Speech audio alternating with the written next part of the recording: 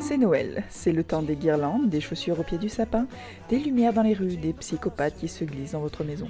Quoi, vous pensez vraiment que tous les visiteurs de Noël vous veulent du bien? Désolé de casser l'ambiance. Aujourd'hui, je vous amène dans un pays de feu et de glace où Noël est une bien dangereuse période. Venez avec moi en Islande faire connaissance avec Grilla et sa famille.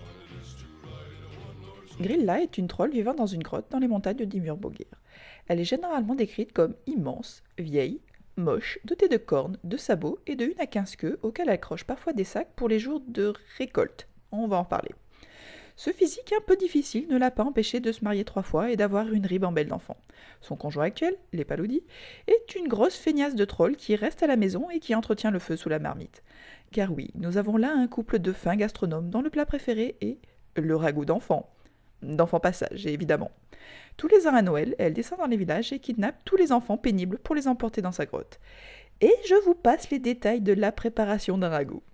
Il paraît que Grilla et sa famille ne sont jamais en pénurie de matières premières. Le sympathique couple a eu 13 enfants, les Yolas Vénard. Ce sont des sortes de lutins de Noël, mais version casse-pied. À partir du 12 décembre, ils quittent leur grotte à raison d'un par nuit et entrent dans les maisons pour jouer les troubles fêtes. Chacun a sa spécialité.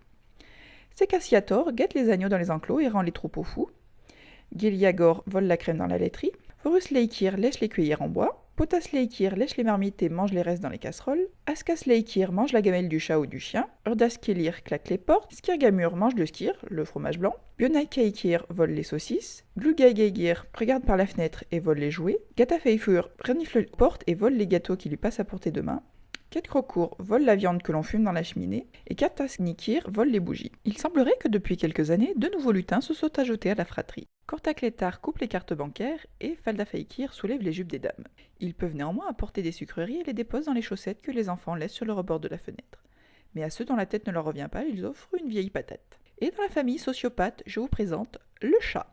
Yola Kotorin est un énorme chat noir qui bat la campagne aux alentours de Noël pour dévorer les gens qui n'ont pas eu de vêtements en cadeau. Ça n'a l'air de rien comme ça, mais fut un temps où les ouvriers agricoles, quand ils avaient fini le traitement de la laine d'automne, recevaient des habits neufs en récompense. Les autres n'avaient plus qu'à se faire dévorer par le chat de Noël. Sur ce, je vous souhaite de bonnes fêtes. Rendez-vous au prochain chapitre et d'ici là, essayez de survivre.